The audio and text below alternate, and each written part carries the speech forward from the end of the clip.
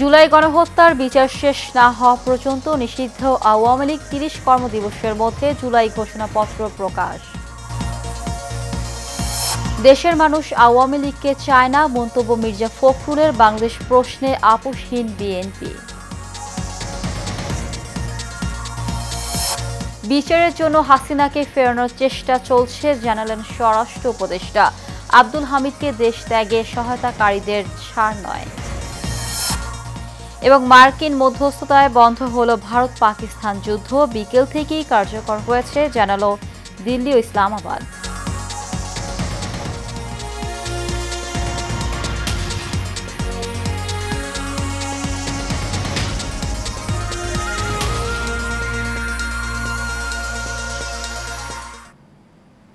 স্বাগত এশিয়ান নিউজে, সঙ্গে আছি জেসমিন ইভা। শুনছিলেন বিআরবি কেবল ইন্ডাস্ট্রিজ লিমিটেড সংবাদ শিরোনাম।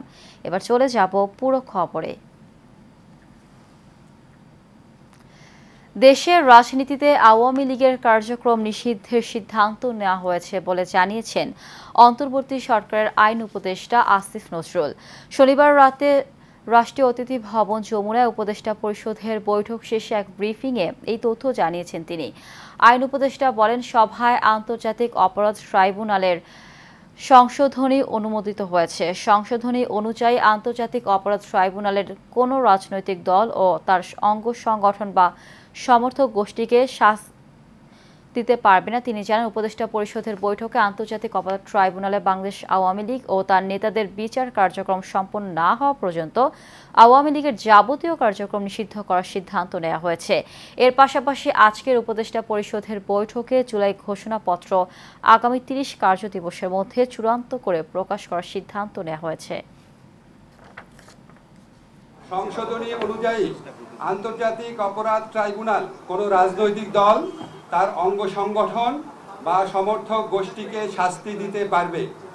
উপদেষ্টা পরিষদের বৈঠকে আন্তর্জাতিক অপরাধ ট্রাইব্যুনালে বাংলাদেশের আওয়ামী লীগ ও তার নেতাদের বিচার কার্য সম্পন্ন না হওয়া পর্যন্ত দেশের নিরাপত্তা ও সার্বভৌমত্ব রক্ষা, জুলাই আন্দোলনের নেতাকর্মীদের নিরাপত্তা এবং আন্তর্জাতিক অপরাধ ট্রাইব্যুনালের বাদী ও সাক্ষীদের সুরক্ষার জন্য সন্ত্রাস বিরোধী আইনের অধীনে সাইবার স্পেস সহ আওয়ামী লীগের যাবতীয় কার্যক্রম নিষিদ্ধ করার সিদ্ধান্ত গ্রহণ করা হয়েছে।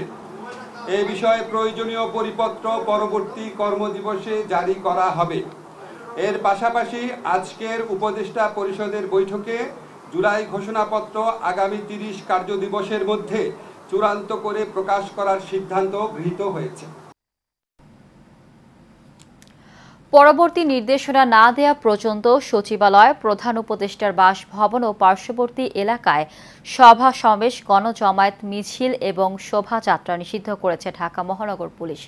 গতকাল দুপুরে ডিএমপি কমিশনার শেখ মোহাম্মদ সাজ্জাদ আলী স্বাক্ষরিত এক গণবিজ্ঞপ্তিতে এই নিষেধাজ্ঞা আরোপ করা হয়। এতে বলা হয়েছে, জনশৃঙ্খলা এবং প্রধান উপদেষ্টার নিরাপত্তা রক্ষার স্বার্থে বাংলাদেশ সচিবালয় এবং প্রধান উপদেষ্টার সরকারি বাসভবন যমুনা ও পার্শ্ববর্তী এলাকা, হোটেল ইন্টারকন্টিনেন্টাল মোড়, কাকরাইল মসজিদ মোড়, অফিসার্স ক্লাব মোড়, মিন্টু রোডে যে কোনো প্রকার সভা সমাবেশ, গণজমায়েত, মিছিল ও শোভাযাত্রা নিষিদ্ধ করা হলো। আজ থেকে পরবর্তী নির্দেশ না দেওয়া পর্যন্ত এই আদেশ বহাল থাকবে। বাংলাদেশের 18 কোটি মানুষ আওয়ামী লীগকে চায় না বলে মন্তব্য করেছেন বিএনপির মহাসচিব মির্জা ফখরুল ইসলাম আলমগীর।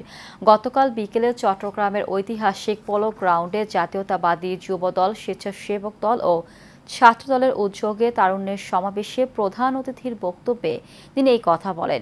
মির্জা ফখরুল বলেন, আমরা যাদের দায়িত্ব দিয়েছি দেশকে গণতান্ত্রিক প্রক্রিয়া ফিরে দেওয়ার জন্য, তারা সঠিকভাবে এখনও কাজটি করতে পারছে না।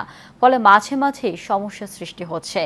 বাংলাদেশের প্রশ্নে বিএনপি আপোষহীন উল্লেখ করে তিনি বলেন, দেশের স্বাধীনতা, সার্বভৌমত্ব বিক্রি করে কিছু করতে দেয়া হবে না।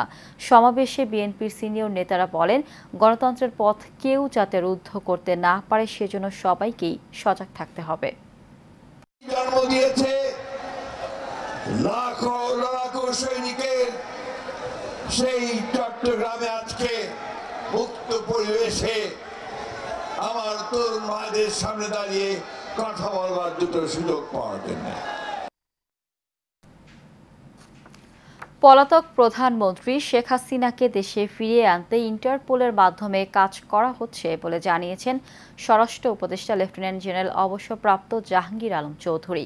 তিনি বলেন, এই বিষয়ে সরকারের পক্ষ থেকে আনুষ্ঠানিক আবেদন করা আছে এবং আন্তর্জাতিক আইন অনুযায়ী ইন্টারপোল প্রক্রিয়া চালিয়ে যাচ্ছে। গতকাল হযরত শাহজালাল আন্তর্জাতিক বিমানবন্দরের ইমিগ্রেশন ব্যবস্থা পরিদর্শন শেষে সাংবাদিকদের তিনি এসব কথা বলেন। এ সময় হত্যা মামলায় আসামি সাবেক রাষ্ট্রপতি আব্দুল হামিদের দেশ ত্যাগ প্রসঙ্গে উপদেষ্টা বলেন, এই ঘটনায় গঠিত তদন্ত কমিটি ৩ কার্যদিবসের মধ্যে প্রতিবেদন দিলে সে অনুযায়ী ব্যবস্থা নেওয়া হবে। আওয়ামী লীগ নিষিদ্ধের দাবিতে চলমান আন্দোলন প্রসঙ্গে উপদেষ্টা বলেন, সাধারণ মানুষের যেন ভোগান্তি না হয় সে ব্যাপারে সবাইকেই সজাগ থাকতে হবে। আন্দোলনকারীদের দাবিগুলো যৌক্তিক উল্লেখ করে তিনি বলেন, সরকার বিষয়টি গুরুত্ব সহকারে দেখছে।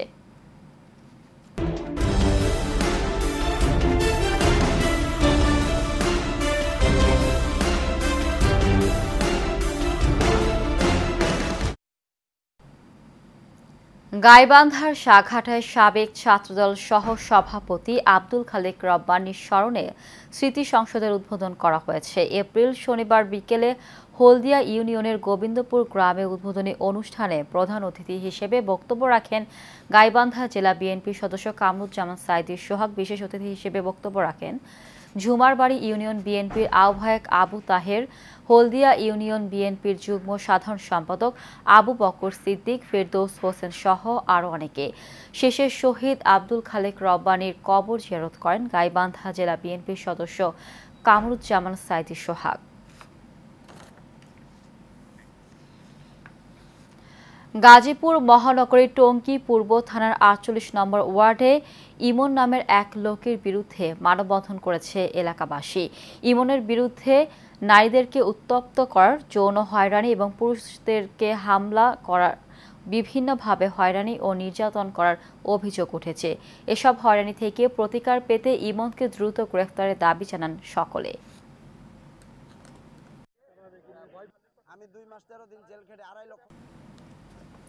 নারায়ণগঞ্জের ফতুল্লায় দেলপাড়ায় এক ব্যক্তির জমি দখলের পায়তারা করে আসছে একটি চক্র। এই ঘটনায় ভুক্তভোগী নারায়ণগঞ্জ অতিরিক্ত জেলা ম্যাজিস্ট্রেট আদালতে ১৪৫ ধারার পিটিশন মামলা করেন। পরে সেখানে আদালত নিষেধাজ্ঞা জারি করেন, কিন্তু অভিযুক্তরা আদালতের নিষেধাজ্ঞায় তোয়াক্কা না করে কিশোর গ্যাংয়ের সহায়তায় ভুক্তভোগীর জমি টিনশেড বিল্ডিং ভেঙে দেয়। ভুক্তভোগী নিজের নিরাপত্তা ও জমি দখল ঠেকাতে ফতুল্লা থানায় সাধারণ ডায়েরি সহ আদমজী সেনা ক্যাম্প ও র্যাবে অভিযোগ দিয়েছেন। এর পরিপ্রেক্ষিতে সেনাবাহিনীর একজনকে আটক করে ফতুল্লা মডেল থানা পুলিশের কাছে সোপর্দ করেছে। নারায়ণগঞ্জের রূপগঞ্জে দীর্ঘ ১.৫ যুগ পর জমির মালিকানা ফিরে পেলেন প্রকৃত মালিক। স্বৈরাচারী আওয়ামী লীগ সরকারের এমপি মন্ত্রীদের ক্ষমতার অপব্যবহার করে উপজেলার বাগবের মৌজা ১০৫ নং দাগের ২.৫% জমির মধ্যে ৬% জমি জোরপূর্বক দখল করে রেখেছিলেন মোজাম্মেল হক। গত বছর আওয়ামী লীগ সরকারের পতন হলে বিচার সালিসের মাধ্যমে প্রকৃত মালিকরা জমিটি ফিরে পায়। শনিবার সকালে ফিরে পাওয়া জমিতে বাউন্ডারি দেয়াল দিয়েছেন বর্তমান মালিক রাশেদুল ইসলাম। এ বিষয়ে রূপগঞ্জ থানার ভারপ্রাপ্ত কর্মকর্তা লিয়াকত আলী বলেন, আইন শৃঙ্খলা রক্ষার্থে বিরোধপূর্ণ জমির সমাধানের জন্য উভয় পক্ষকে আইনজীবী নিয়ে বসার ব্যবস্থা করা হয়। পরে জমির কাগজপত্র পর্যালোচনা করে উভয় পক্ষের আইনজীবীর মাধ্যমে সমাধান করা হয়। শুক্রবার পর্যন্ত সময় নিচ্ছে, শুক্রবারের ভিতরে আমাকে জায়গা বুঝাই দিবে। শুক্রবারের ভিতরে হারা জায়গা কোনো বুঝাই দেয় না দেওয়াতে এলাকার গণ্যমান্য যারা ব্যক্তি ছিল তারা কইছে যে তোমার জায়গা আপনাকে জায়গা আমরা বুঝাই দিলাম। তখন মাপ যোগ করে আমাকে জায়গা আমাকে বুঝাই দিচ্ছে, আমরা সবাই খুশি। আমাদের এলাকা মুজাম্মেল ভাইয়ের আইনজীবী ছিল, আইনজীবীর মাধ্যমে আমরা কাগজপত্র পর্যালোচনা করে দেখেছি যে রাশেদের যে জমিটা এটা অরিজিনাল রাইট, কাগজপত্রে সে এটা রাইট। লক্ষ্মীপুরের রামগঞ্জে প্রবাসীদের বিনিয়োগে গড়ে তোলা রামগঞ্জ প্রবাসী সিটি প্রকল্পের টাকা আত্মসাতের অভিযোগে মানববন্ধন অনুষ্ঠিত হয়েছে। প্রকল্পের power of attorney Gazi Ismail Hossain ও তার সহযোগী নুল হুদা মনার বিরুদ্ধে মানববন্ধন অনুষ্ঠিত হয়। ভুক্তভোগীদের অভিযোগ, প্রকল্পের সদস্যদের কাছ থেকে প্রায় ৮ কোটি টাকা সংগ্রহ করা হয়। সেই টাকা আত্মসাৎ হয়েছে। উপজেলার পশ্চিম ভাদুর ইউনিয়নের গাজী ইসমাইল হোসেন ও নুল হুদা মনা বিষয়টি নিয়ে কথা বলায় ভয়ভীতি সহ বিভিন্ন কায়দায় হুমকি প্রদান করে তারা। এই ঘটনায় রামগঞ্জ থানায় একটি অভিযোগ দায়ের করা হলেও ভুক্তভোগীরা এখনও ন্যায় বিচার পাননি। এ বিষয়ে রামগঞ্জ থানার অফিসার ইনচার্জ মোহাম্মদ আবুল বাশার বলেন, এই বিষয়ে অভিযোগ পেয়েছে পুলিশ এবং তদন্ত চলমান রয়েছে।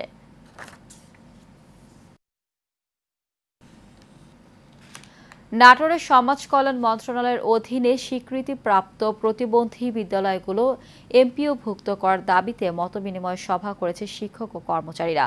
সভায় প্রধান অতিথি ছিলেন সংগঠনের কেন্দ্রীয় সভাপতি অধ্যক্ষ সিমানুর রহমান। তিনি বলেন, বিদ্যালয়সমূহ দীর্ঘদিন ধরে উপেক্ষিত থাকলেও প্রতিবন্ধী শিশুদের শিক্ষায় গুরুত্বপূর্ণ অবদান রাখছে। এসব প্রতিষ্ঠানের টেকসই উন্নয়ন নিশ্চিতে অবিলম্বে এমপিওভুক্ত প্রয়োজন। এ সময় ফোরামের রাজশাহী বিভাগের আহ্বায়ক শায়লা আক্তারের সভাপতিত্বে বক্তব্য রাখেন কেন্দ্রীয় সাধারণ সম্পাদক জসিমউদ্দিন সরকার, সহ সভাপতি আব্দুস সালাম খান, সাংগঠনিক সম্পাদক ফরিদুল ইসলাম সহ আরও অনেকে। রাজধানী মিরপুর পল্লবী বাউনিয়াবাদ এলাকায় ৫ নং ওয়ার্ড শ্রমিক দলের সহ সভাপতি বিলাল গাজীকে হামলার অভিযোগ উঠেছে আওয়ামী লীগের সন্ত্রাসীদের বিরুদ্ধে। দুর্বৃত্তরা নির্মমভাবে এলোপাতাড়ি ছুরিকাঘাত করার পরেও পরিবারের লোকজন খবর পেয়ে দ্রুত হাসপাতালে নিয়ে গেলে পথে মারা যান বিলাল গাজী। পরে ময়নাতদন্ত হওয়ার পর জানাজার নামাজ শেষ করে কালশী কবরস্থানে তাকে দাফন করা হয়। এ সময় জানাজা নামাজে অংশগ্রহণ করেন ঢাকা মহানগর উত্তর বিএনপির আহ্বায়ক আমিনুল হক ও ঢাকা মহানগর উত্তর শ্রমিক দলের আহ্বায়ক কাজী শাহ আলম রাজা সহ অনেকে। শেষ করব এশিয়া নিউজ। তার আগে বিআরবি কেবল ইন্ডাস্ট্রিজ লিমিটেড সংবাদ শিরোনামগুলো জানিয়ে দিব আরও একবার।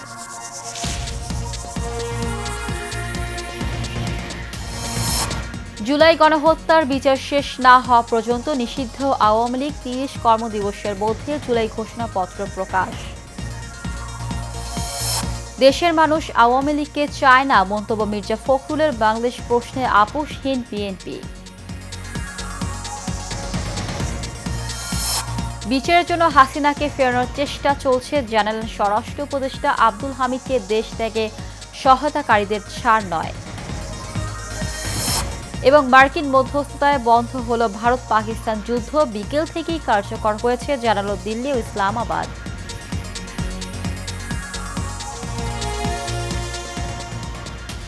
এশিয়ান নিউজের পর্যন্তই। আমাদের পরবর্তী সংবাদ দেখার আমন্ত্রণ জানিয়ে বিদায় নিচ্ছি। ধন্যবাদ সবাইকে।